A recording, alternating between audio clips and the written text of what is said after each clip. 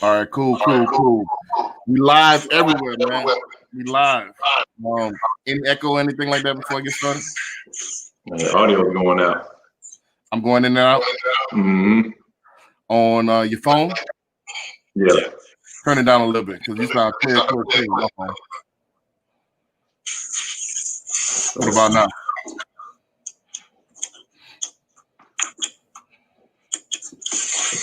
What about now? Well, I can hear you. It's like when you keep talking, it goes out. All right, let's try it now. Am I going in and out or am I straight? Yeah, that's cool. Okay, cool. I think that's when I get loud. I think it go higher. All right, so going out again. That's on your phone. Try some headphones. Say what? I hear echo. You got me on speaker? On my phone? Yeah, try the headphones. Let me see how I can do this. Try the headphones real quick. Pardon the family. We have some technical difficulties. First Mortgage Monday show. So let's get this worked out real fast. People that's in the room, if we coming in clear, go ahead and give comment ones in the chat. Go ahead, comment a one in the chat. We coming in clear. Go ahead, comment one in the chat that we clear. How's sound now? Yeah. Sound all right now. All right, cool. That's what it was. I think it was you catching the echo from this me. That's my voice. My voice project. You got what I'm saying? So, all right. So let's go ahead and kick it off, man. This is the first Mortgage Monday show. We're gonna try to bring this to you every Monday. And this is a show we're gonna get more granular about the mortgage process, the home buying process. Any questions? We're gonna interact with the audience. You got two of the best experts. Let me introduce my co-host here. This is Christopher Jones. He's one of the best realtors here in Houston, Texas. He's licensed in the state of Texas. Go ahead, introduce yourself, and then we're gonna get started. I'm gonna introduce myself. We're gonna get started.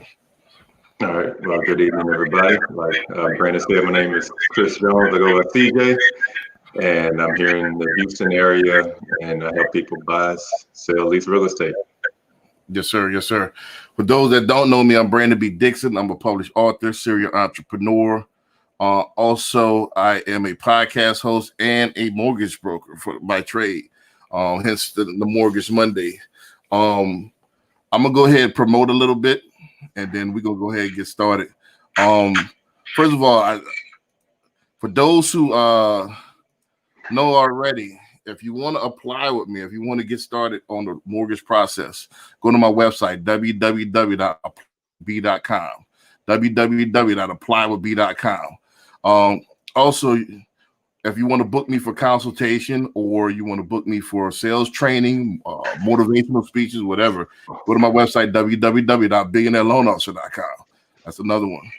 You can call me 24/7, 832-775-8357. I'm available 24/7. And it's at Billionaire Loan Officer on all social media. You can follow me and comment, so on and so forth. Chris is at CJ Sales Texas is his Instagram. For those that's on Facebook and YouTube, So now let's go ahead and crack into the show, man. Mortgage Mondays. I've been waiting on this. Most people was on people's mind and was probably on most people's goal list is to get a brand new home and stop renting for 2021. Yep. It's a good goal because if you look at the money that you spending on rent, you actually paying somebody's mortgage right now. And then that money you won't see it again. It's going bye-bye. At least when you buy a house, that money is almost like going in a piggy bank. And it's actually accruing interest because as that property gains value, your money's gonna grow. You got what I'm saying? So it's a good investment. Plus, nobody's ever picked up a house and stole it. So it's a pretty safe investment as well. So it's the American dream of home ownership. You got to lay your head somewhere. And it's something where you can keep your money and it's going to grow. A lot of people are confused. A lot of people have some misconceptions about home ownership. We're gonna go over, all over the ins and outs today of first-time home buyers, and then we're gonna have different subjects every week. But if you got a question, go ahead, comment wherever you're at, and we'll read it live, and we'll answer it to our best ability, best of our abilities. So, Chris, I'll let you go ahead and start off. Okay.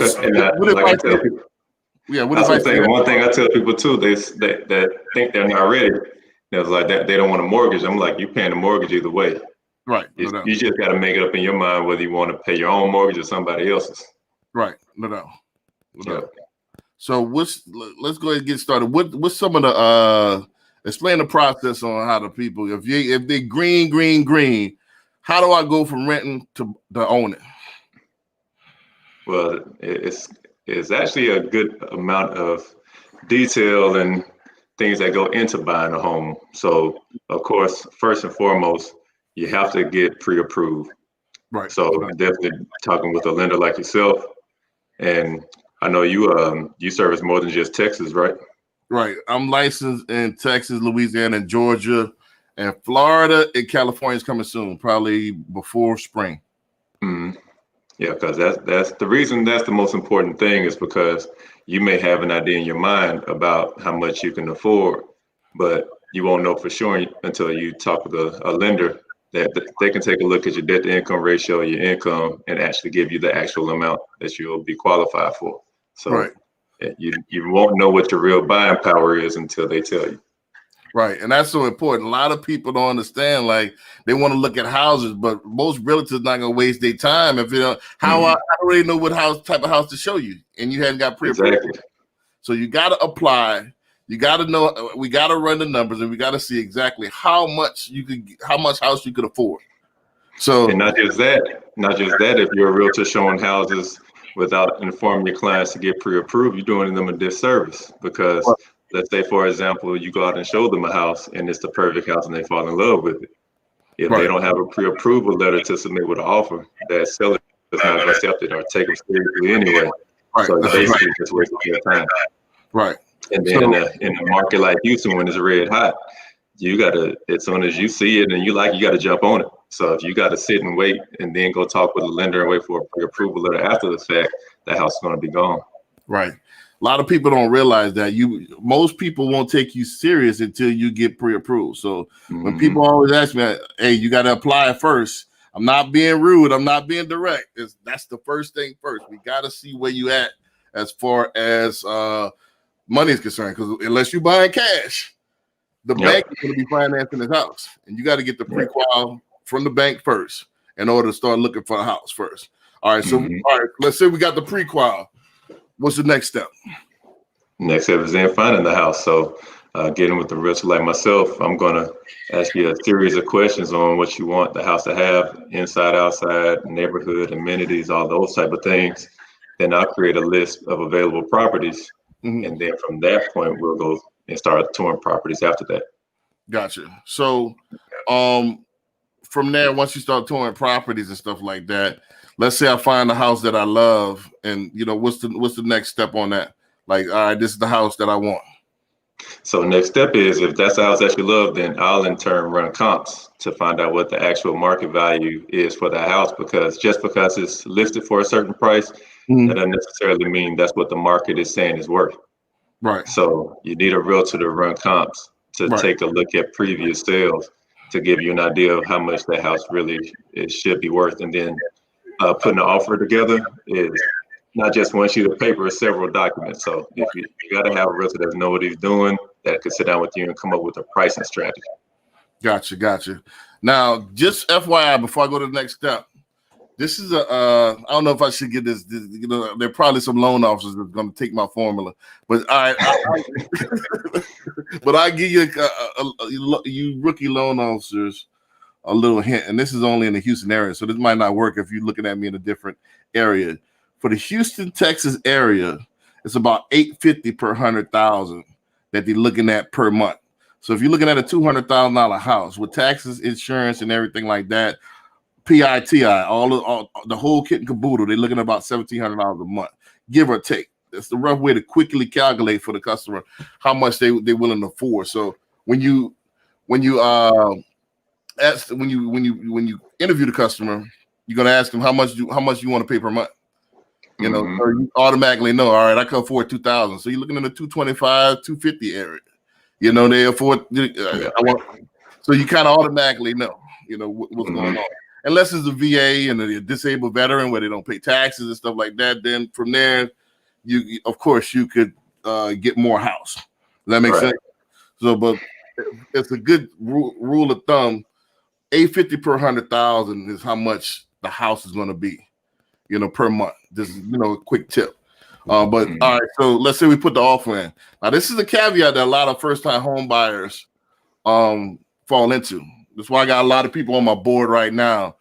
Just because you want a house doesn't get that house. Break that down for them. What do you mean as far as the pricing? Well, it might be a multi-offer situation. Oh, yeah. Yeah, they might go with somebody else. Somebody else might outbid you. They might, happen in Houston. Yeah. When the realtor comes in the place, they need to have a realtor that can build a relationship with other realtors. Right. That's a fact. Everything's a bidding war right now, unless you just get lucky. Because I run into situations where even before the house goes on the market, it's already got offers. Right, no doubt. So that's when you have to come up with a pricing strategy. If there's a multiple offer situation, there are several ways that you can tweak your offer to make it more attractive. Gotcha. And that's where the experienced realtor come in. A lot of people think, a lot of people are under the misconception that all realtors are the same and all loan officers are the same. That is false. That is false. Just FYI for those who's listening, when you go to get your real estate license or you go to get your mortgage license, the only thing they teach you is how to not get sued. They just teach you the laws. They don't teach you the business. Right. And learning the business comes from experience or having a mentor that really could teach you the business and able to shape and mold you. So you got somebody new, or even if you got somebody that had it a while, what are their productions? What are their reviews? You got to really research this person. Look at my reviews on my website. You know, look at Zillow. Look at all of the above. Look at Google. Look at my reviews. I've not had a 4-star review. I'm all 5 stars. That means a lot, you know. So it is what it is. This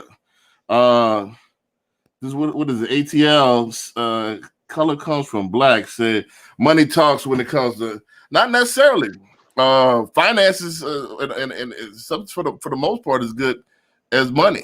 Now, if you're talking about green cash in an offer deal, yeah, of course that's gonna beat out most deals, you know, because you could close that quicker. But there's a caveat. In some cases, I could close a deal in 14 days. You know, so if Chris has a relationship with that realtor, and I could close it in 14 days, and that person might have cash, and they have that relationship. Sometimes that relationship could beat out that cash deal too. Yeah. So it's about let people know how long it usually takes to close on the house. Right. So this is under normal circumstances, it could take anywhere from 21 to 30 days. You know, for down payment assistance takes about 26 days. For non-QM stuff, for the exotic loans and stuff like that, bank statements, stuff like that, 35 to 45 days. But normal circumstances, 21 to 30 days. If everything goes now, if I rush it, sometimes I can get it done in 14 to 21 days. Yeah, that's unheard of. Right. So I could definitely get it done in that time. I mean, but I'm one of the best at what I do. So most lenders can't do that. Yeah. So and then also tell them how important credit score is. Credit score is this. This is my motto for all those listening. If you have bad credit and money, I can help you. If you have great credit with no money, I can help you. No money, no credit, can't help you. That's it. There are lenders that will take down to 500 credit score, but you're going to need 10 down. This is what it is. You can have bad credit. They will take the deal. For the most part, for everybody else, if you don't have a large down payment, look at anywhere from between 620 to 640, preferably 640 mid score. Now keep in mind, Credit Karma and all those third parties, FICO and all of that's not the real score. That's not the mortgage score. Different algorithm. They score it totally different. So it's going to be 40 to 50 points lower for the most part than Credit Karma. It just is what it is. Not the same type of score. It's a different algorithm. It's a credit card score. Look at it. It's a sales funnel for credit cards. So it has a credit card score. Credit cards are usually scored higher because they want you to get in debt. They want you to buy this credit card. So it's not the same as a mortgage score.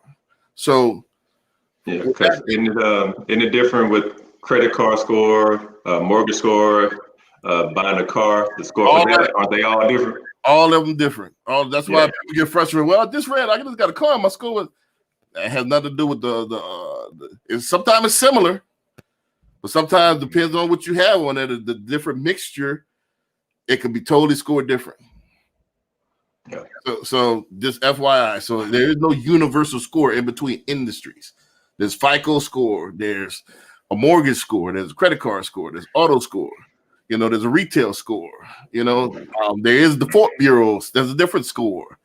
There's just a mortgage score. I mean, like just for mortgages only. So I mean, it's a lot more than what you think you see. So that's why you get with a professional. Let us do all of that and run it from there. Let's go to the next step. All right. So let's say we go under contract. How much money do you need to go, to get everything started with the prepaids and all that? Break that down on. Okay, because a lot of people just think, okay, I got the down payment I got to worry about, then closing costs. Right. That's all things you need to worry about on the back end. Right. Once you go under contract, there are a few things you got to pay for out of pocket up front.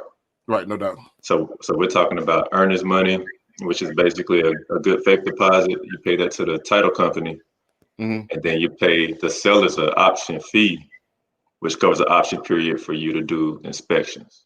Gotcha. What about appraisal? Yeah, that comes afterwards. So the benefit for that option period is that you have the opportunity to do inspections. And if you find something that is beyond your scope or outside of your comfort level, you can back out of that deal, no questions asked, get your earnest money back during that option period.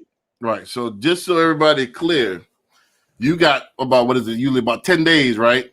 Yeah, about 7 to 10 days, whatever you negotiate. So to get an outside inspector to check the car out, I mean, not the car, but like check the house out. It's like a car. Make sure everything right on there. The basement, the attic, the roof. Make sure everything working.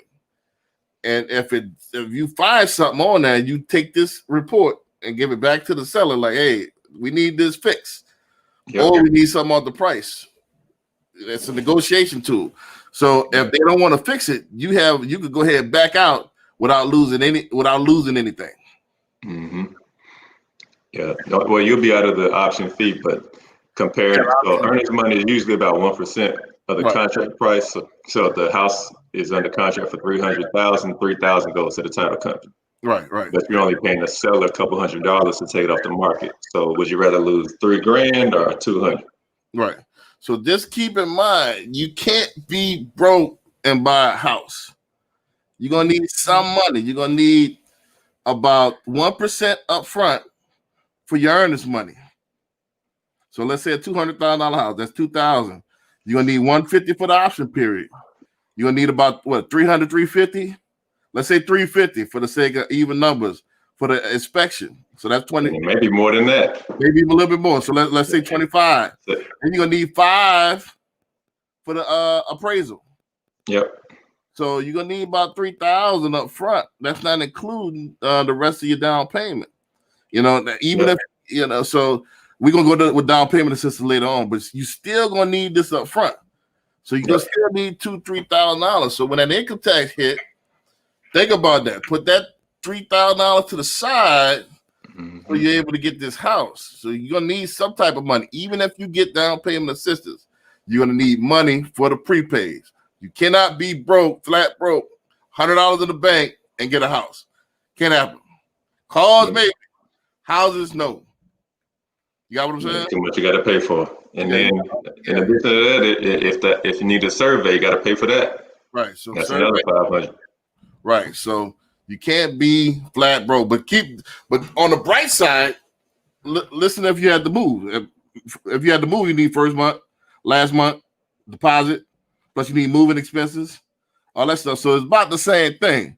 Think about it. If you're renting something $1,500 a month, first month, last month, plus the deposit, that's $45 right there. Or even if it's first month, last month, no deposit, that's still $3,000. So you're gonna need about $3,000-ish for a $200,000 house in the bank or ready to roll. So you can't have $100. Ain't gonna work. Right. So next thing, we did the prepays. What's the next step? So once we get past the point of the inspections, we agreed to have the seller repair whatever was found. Then we move forward with the appraisal. So basically, the appraisal is going to be the set in stone market value price for the house. I do my due diligence. I use comps that I feel are similar to what the appraiser is going to use, but it won't be set in stone until they say it. Right. All right.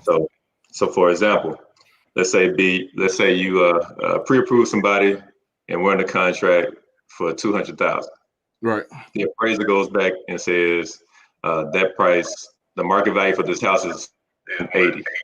And we got to renegotiate because you're not going to give anybody $200,000 for a house price they want $80. Right. No doubt. Right. So we got to get the seller to drop the price. Right. But that's kind of rare. I hadn't seen that too much in Houston. I've seen it in Georgia a little bit lately, but not too much in Houston at all. Houston, it just moves so fast as far as these houses. I hadn't seen it too much, but in Georgia, I've seen the houses come back short in Georgia, toward later last year, so this is what it is. But on the flip side though, if you're on the contract for $200 and then the appraiser says $230, then that's good for you. You walk in with $30,000 in equity. Right, no doubt. So and what that means as far as equity is that if you buying a house for $200 and it's worth $230, now you have $30,000 in equity. That's almost like cash money. Right. That you could pull out. That's even more money. That's like buying a piggy bank for $100 and they got 150 in there. Right. You got what I'm saying? So you done came up on the extra $50. You see? So that's kind of what that means. All right. So so we done got all that together. Let's say all that square. What's the next step? So after all that squared away, appraisal's done, we passed that point. At the same time, the title company's doing their thing. They're going to give you a title commitment because they're going to make sure the title's clear. So what that means is that there aren't any liens on the property. So nobody has any kind of requirement for the current seller to pay off either a mechanic, late HOA fees, late mortgage fees, anything like that. They make sure that all of that's clear so that once you take ownership of the property, then there aren't any liens on that property where somebody can come try to get the money from you because it's not attached with the seller, it's attached to the property. Right. Make sure they actually own it, and it can't be, in an inheritance fumble and stuff like that. Sister can't come out of where hey, this was my house. It got to be completely clear. That way, when the ownership transfer to you, it's ready to go. There's no hassle. You don't have to worry about anybody coming back and say, hey, I really own this property. Exactly. So once that's clear, all right. So what's the next step? So we're getting close to the end of the process at this point. So 3 days before closing, they're going. The most important thing, you forgot the loan process. Oh, you're talking about the approvals? Right. So once we get on the mortgage side, this is what happened on my side. So once we get the actual contract in, then we're gonna go ahead and get your docs in. Or your docs already should be in, but I'm gonna scrub your file or have my assistant scrub your file, and then we're gonna get you in the processing. Processing gonna verify all the stuff that you said that you was, and all the money that you said you had on your application. They're gonna check that stuff. They're gonna check you all who you say you are. You're gonna check they're gonna verify you know, if you own any property, if you got any other businesses, if you got money in other countries. They're gonna check all of that stuff. They're gonna do a thorough investigation on you, and they're gonna certify all the stuff that you said on your application. Once they finish that, they're gonna put this into underwriting. The underwriter is gonna make the final decision. They check everything that the processor did and I did, and make sure it's all square away. And then if it looks all fine and dandy, they're gonna sign off on it. Then you got what's called a conditional approval. Conditional approval, they most of the time they never come with an approval right off the bat. They're gonna come with conditional approval, meaning that I want to see this, and this before I finally sign off on it. You know, and most of the time it's usually just they want to see the appraisal, because the appraisal takes a couple of weeks to come in. They're gonna want to see the appraisal. They're gonna want to see, little tic-tac stuff, because I put my files in pretty clean. So by the time they come out of underwriting, all right, I might 2 or 3 conditions, satisfy those conditions, put it back in, and then we get what's called a clear to close. You got what I'm saying? Once we clear the close, we done on our end. So now it's just for you as the customer to coordinate with your realtor to set up a time for closing. Right. And at that point, we set up a time where you go to the title company, and in that closing disclosure, they'll tell you how much you need to bring cash to close. Right. And they'll either ask you for a cashier's check or a wire. And I know with COVID and everything, everybody's trying to keep everything hands off. So a lot of title companies are asking for wires. Right, no doubt. So you send the wire, set that up for that amount. You go into the title company, you sign your documents, and then you close. Right. Then you get your keys. Then you get you don't get the keys yet. Right. Get your keys. You can celebrate. And that's basically it. That's basically the gist of it. It's not that hard. We got to talk about the difference between closing and funding, because you don't necessarily get the keys on that closing part, because they got to get you to send the wire for the funding. And I know you guys pre-fund. Well, most the company, my company doesn't have any funding numbers. Most lenders nowadays don't have any funding numbers. So it automatically, once you send they send the docs, it automatically funds. Mm-hmm. So that's for most lenders nowadays. Some of them are old school where you have these funding numbers, so you might not get the funds until the next day. Then you get the keys out there fund. Yeah. So for the most part, all the ones that's technologically advanced, is right away. You go get your keys before you leave the title company. For the most part, that's 90. That's 90% of the time that happens. You get the keys and you can go on. But most of the time, the seller, you work with the seller, they'll give you the keys before before they. That's when that relationship thing come in with the realtor. I've even seen one that we wasn't even closed yet, and they had the keys. Was that one of yours? Or that was yours? Yep, that was one of mine. So we had the keys before we even closed, because he had the relationship with the seller. So I had a couple of times we had the customers moved in. It was already, because they had we couldn't close till that Monday. They had to move this weekend. So that's where the difference between messing with professionals and amateurs come in. With the amateurs, they kind of getting blown by the wind. It's all new to them. It's 1,000 different nuances, probably several thousand nuances that you got to be aware of, and they can't see these different things that we able to do. Once we're the seasoned vets. So that's why it's imperative that you get with the right realtor and the right loan officer or the right mortgage broker to make your transaction smooth. Other than that, it could be a disaster. Yep. It could literally be a disaster. And I've heard all of the horror stories. And a lot of that's kind of really how I made my living, is I'm picking up other people's fumbles. Hell yeah, we had a couple. Right, that we'd have picked up and took it to the house. Because people don't know what they're doing. Yep. You see what I'm saying? Because don't forget, like I said, they don't teach you the business, and most brokers I give you some brokers have. I don't want to name no names. I don't want nobody to fight with me. But there's these big brokers that all they do is, all right, here goes our sales program. Take this for $800, and then all right, do your thing, and that's it. And they kind of all right, what do I do? And I've seen realtors that don't know how to write a contract. Yeah. You see what I'm saying? So it's imperative that you get with the right tandem of people that's professional and know exactly what they're doing and have the experience and the relationships built to make your to make your transaction smooth. Right. You got what I'm saying? Poetry guy said we need black invention companies, marketing and patent lawyers. Well, you're talking to one of the marketing, sales and marketing gurus right now. I actually literally wrote the book on sales. This is my methodology.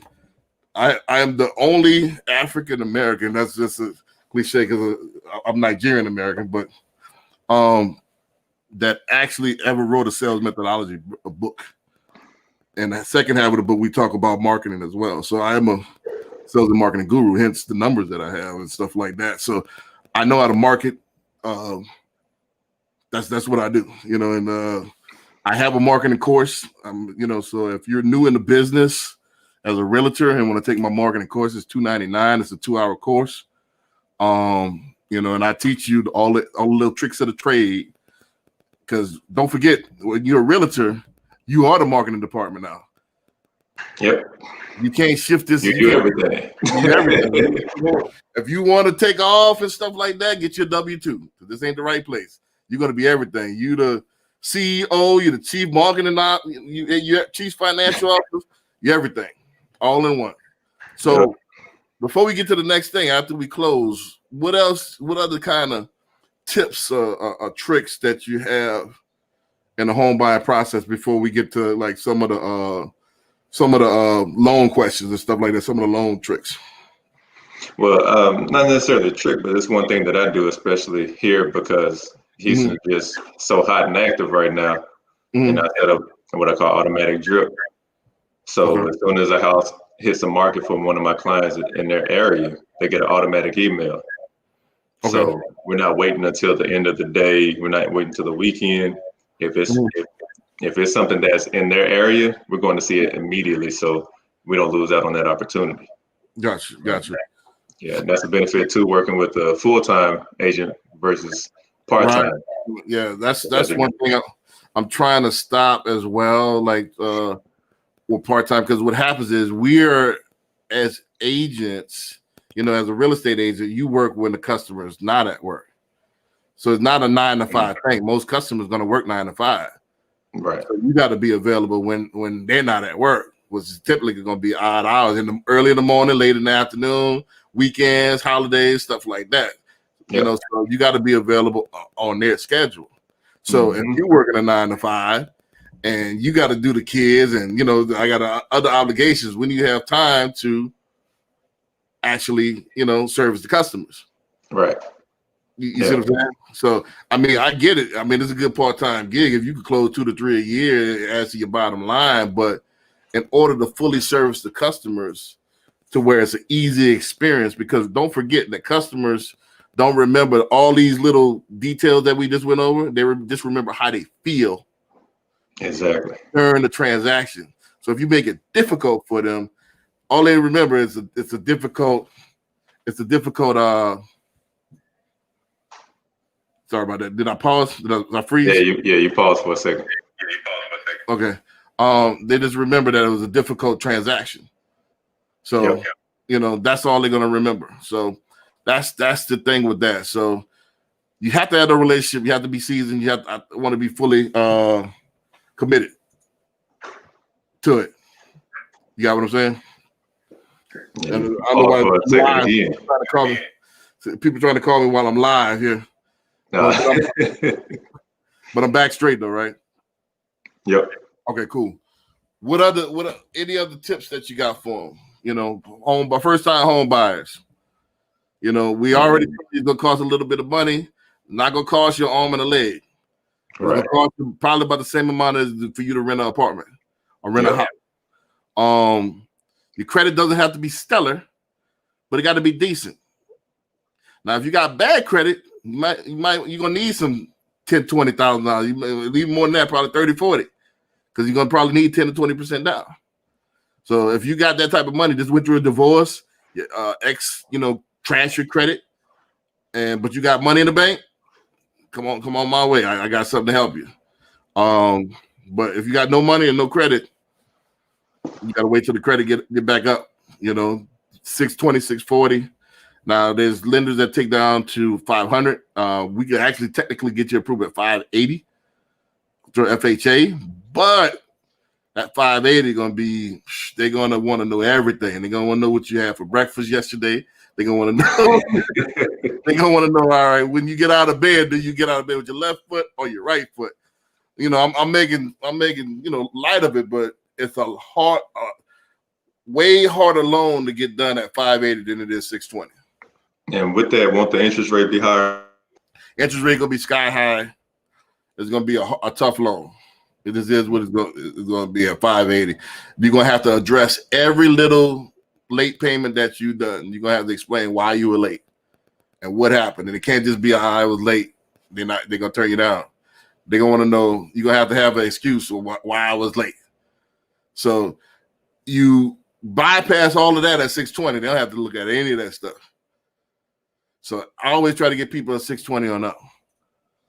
So it is what it is. 580, they're gonna pick it apart. Yep. And see, this is from experience. A lot of loan officers just get in the business. We have what's called an automated underwriting system called AUS. Some people don't even put it in the AUS. That's another thing. I don't want to rag on bash on loan officers, but some are real terrible. But let's say they do use AUS.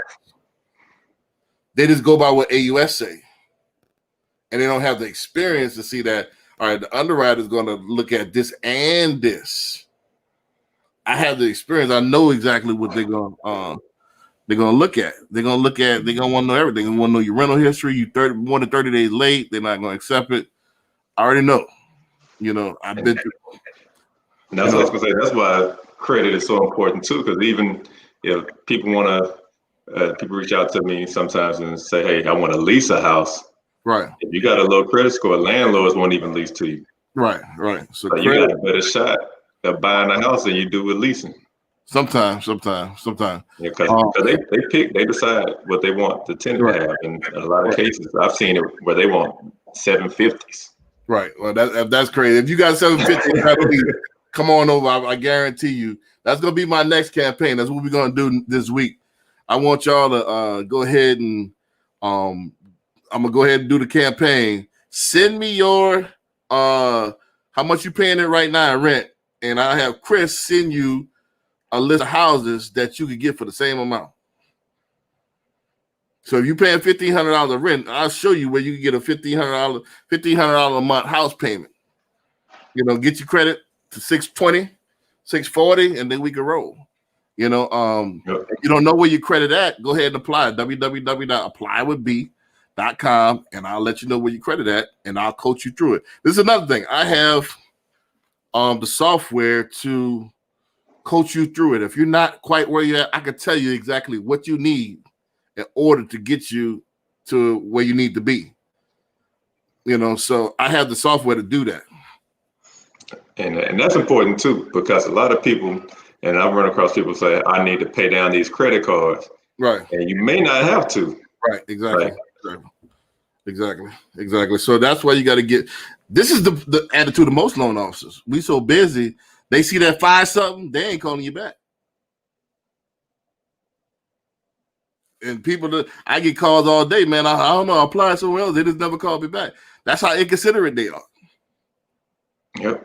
So I'm at least gonna call you back, and I'm gonna coach you through. Now, this is what you need to do. All right, we need to do this, and that, and I'll send it to you in writing. Boom. So you have a game plan. Do this, and this, and you'll be there. How long is it gonna take you? All right, you gonna pay. All right, you got a paycheck next week. You gonna pay these 2 down in the following week.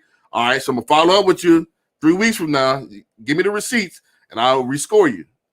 And this is another thing that I have that most people don't have. I got what's called a rapid rescore. So let's say you got to pay 3 credit cards down, and I tell you which ones to pay. Give me the receipts, and I can force the bureaus to reflect that new score within 4 to 5 business days. So we don't have to wait 30 days. So after that 4 to 5 business days, I can issue the pre-qual, then you can start looking at houses.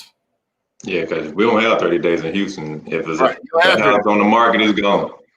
So apply at the website. Apply at www.apply will be. If you're on the fence, you don't know exactly what your credit score is. You know that it's challenged. Let me coach you through it.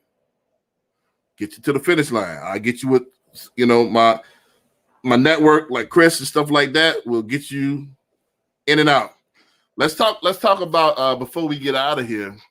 I'm gonna talk about more exotic loans here in a second. Before we get out of here, where we at? We've been at 40 minutes. Yeah, we've been going. I thought about 20 minutes. Be honest with you. Let's speed this up. Let's talk about real quick some things that we both are passionate about. If those that don't know, Chris was one of my first realtors that gave me a shot when I was brand new in the business. Green Bean, we met up. Boom! All right, he believed in what I was doing before I was even popping. So we've been on and popping for 3 years. So what I'm saying, I have to say this: we linked up because our why is the same. We both are very, very passionate about Black and Latino home ownership. This is why we got in the game, because we were passionate about having people that look like us have power, or it takes the American dream of home ownership. So you want to elaborate on that before we get into like a little bit of loans, and then we're gonna be out of here. I mean, it's exactly what you said. I mean, you see the disparities, you see the gentrification going on. Right. We've been renting a lot, and not realizing the same amount that we're spending on rent could be applied to owning our own. So, and the advantages that come with that regarding taxes and everything. So, just getting out here and wanting to educate our people on what we're missing out on, and start using this tool to start generating wealth. Right, no doubt, and that intergenerational wealth. The video surgeon was going on. Video surgeon said Black excellent. I mean, that's what it's about. But it all starts at that owning at home, because I know a couple of family members now that if they hadn't got that house passed down to them, they'll be homeless right now. So keeping that house in the family is important. We lost that for I think my generation kind of lost that spark, and we got to get it back with the millennials and so on and so forth. So we got to get that back to where we keep these houses. That's our wealth. We could use that as piggy banks, and we could, start. We have a nest egg to start. We have something to start out with. At least somewhere to lay your head, and that's accumulating money and accumulating wealth. And we can piggyback that and do other stuff with that. But it all starts with that. That's the beginning. That's the nucleus of everything, is owning that house. At least, and owning that land. You got what I'm saying? So, and that's something you can pass down from generation to generation. It could be, don't forget that you're the CEO of your last name. So you keep it in the family as you accumulate stuff. That's your piece of the pie right there. Right. You got what I'm saying? And for so long, my thing is this. I know there's all these conscious groups and all this stuff like this, right? All of them say don't vote and stuff like that. The reason why I vote and the reason why I believe in ownership is because they had so many of people that look like me that didn't have the opportunity to do what I'm doing. They couldn't vote.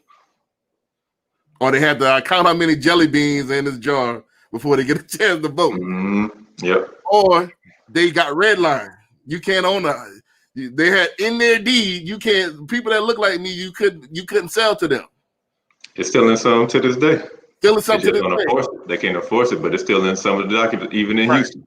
So this is why I go hard, because it's people that look like me didn't have the chance to do what I'm doing.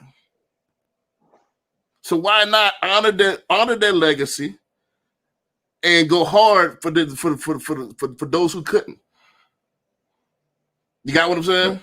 Yeah. And then I want to make it easy for everybody that can to be able to. Right. You got what I'm saying? And educate the ones that wasn't aware. Right. And if you're not aware, we're going to make it easy for you. Come on aboard. This is what we specialize in. You got what I'm saying? And we're going to make it easy for you to taste that American dream. You're going, like he said, like Chris said earlier in the podcast, you're gonna be paying somebody's mortgage, whether you rent or not. You paying somebody's mortgage. You paying the mortgage anyway. It's not your own. So So would you rather pay your own mortgage or pay somebody else's mortgage? Because when you pay somebody else's mortgage, you can't pass that down. You're not gonna get the tax benefits. You got what I'm saying? That's another thing. You save so much on your all that interest and stuff. It's tax deductible. You get that back. I'll give you a personal note. I brought my first home when I was in my early 30s, right? I want to say 30 or 31. I usually get back income tax wise, like maybe 2,500. My first year, I got back 12 that I had a home. I got back 10 more stacks. That's because of the interest. Mm-hmm. I didn't do anything else different. I've been using the same tax ladies for like 15 years. So just the interest alone, you can save a whole bunch more tax. This is the secret. Not really a secret, but you know, it's so easy. We can make it so easy for you to get into a house. So this is gonna be the next campaign for this week. I'm gonna start it all tonight. Go ahead, put how much your rent is, and I get with Chris. DM me, and I get with Chris, and I'll send you, put you on a list to show you some houses that you can get in at the same price. Make it easy. Why go another year? Yeah, why go another year wasting that money? If you $2,000 a month, that's 24 G's gone. Gone. Why do another year to pay somebody else's mortgage? Let's get it done this year. Anything else you want to add? I don't think we want to go into too much mortgage stuff. Well, I'm gonna go into a little bit. No, go ahead. Before we run out of time. Before we run out of time, real quick, I got programs for everybody. I got hard money programs. I got non-QM. So if you self-employed, we got bank statement loans. Now you're gonna have to put a little bit more down, 10 to 20% down. If you're a trucker, you're a realtor, you're a caterer, anything that's self-employed.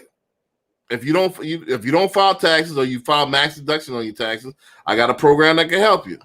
If you got your own land, you're trying to build on it, I got a program that can help you. I got the construction loan. If you're trying to renovate, you see a house downtown or the third ward or fifth ward that's kind of dilapidated or whatever, you know, FHA 203K, you could break that thing down to the slab, down to the guts, and then build back up with 3.5% down.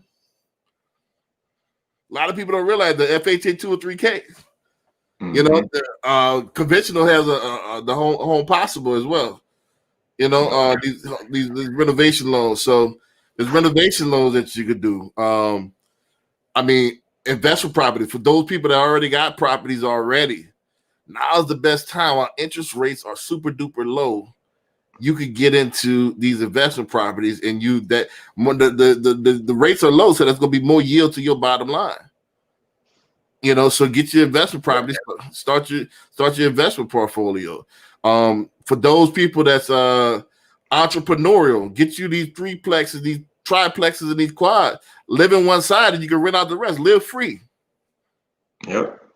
You know what I'm saying? And you can I got a hashtag called Got Doors, because if you're looking to invest, that's the name of the game. You need as many doors as you can to pay for one property. Right. So if you entrepreneur, you hustler, and you want to live free, the best thing to do, get you a FHA loan, get you 4 doors, a quad, a quadplex, a triplex, or a duplex, and live in one side. And you rent out, have the renters pay for your mortgage, just like we were talking about on the other side. So, we can take this and flip this. So, now we owning things. Now we using the perks that they've been using for years and years. That's why they're ahead of us. So instead of being a consumer, let's start being on the other side. Let's start being the owners. Instead of just buying Nike, let's buy that stock in Nike. Instead of just renting a block, let's buy the block. Exactly. And there's ways that you could do it. I got commercial as well. You want to buy the strip mall. Holla at me. Don't holler at me if you ain't got 20% down. You're gonna need that. Commercial's different. They don't even want to look at you if you ain't got 20% down. They ain't no talking. So you see this property, you see the strip mall for $1 million, you gotta have at least 200,000 before they even talk to you. You know, it just is what it is. So, but commercial, you know, I mean, that's one of the best investments you can get, one of these strip malls, because you're gonna have long-term tenants, and it's just gonna pay for itself. You know, a lot of people think you gotta have $1 million. You don't have to have $1 million. Get up a couple of $100,000. Get you a strip mall and eat forever. You know, man, I get hyped with talking about this. You talking my language now. You know, this the language I talk. You know, so I get hyped when I talk about this type of stuff. But there's so many ways to get paid out here. So many ways to get this residual income. So many ways to eat out here. It's ridiculous. Yep. I don't understand, bro. I don't understand it. Somebody have to break it down, translate that to me. You see what I'm saying? And the planet is constantly generating money. There's money all out here. You better get you some, and you better start with owning your own home. You got what I'm saying? So I'm gonna leave that like that. I don't, you know, I get hyped when I get hyped when talking about this, man. What's any final notes? Let's go ahead, you know, leave them with that. Because and like we were talking about, if you're interested, hit B up, find out, apply with him, find out what your buying power is. Then we'll get together. I'll find you a property, and we'll get you some keys. Gotcha. Tell them where they can find you. So I'm on all social media platforms. CJ Sells Texas. It's CJSELLSTX on all social media platforms. Gotcha. You can find me at Apply With B, www.applywithb if you want to get started, at Billionaire Loan Officer on all social media. My boy Marcus came in the building. What's going on, Marcus? Shout out to Will. I see Will in there. Yeah. So www.applywithb.com if you want to start applying. Follow me on at Billionaire Loan Officer on all social media. There's no excuse, man. There's no excuse, family. You know, any questions that you got, I'm available 24/7. If you want to really talk about home ownership, if you're really serious about this thing, let us go ahead and help you. I'm going to help 100 families. I want you to be one of them. So let's roll. 2021 is going to be, your year to own that home. So with that being said, anything else that you got? That's it for me. Well, don't forget my slogan. Don't forget that God is a verb and personal responsibility is your only savior. With that, I'm going to say peace. Peace.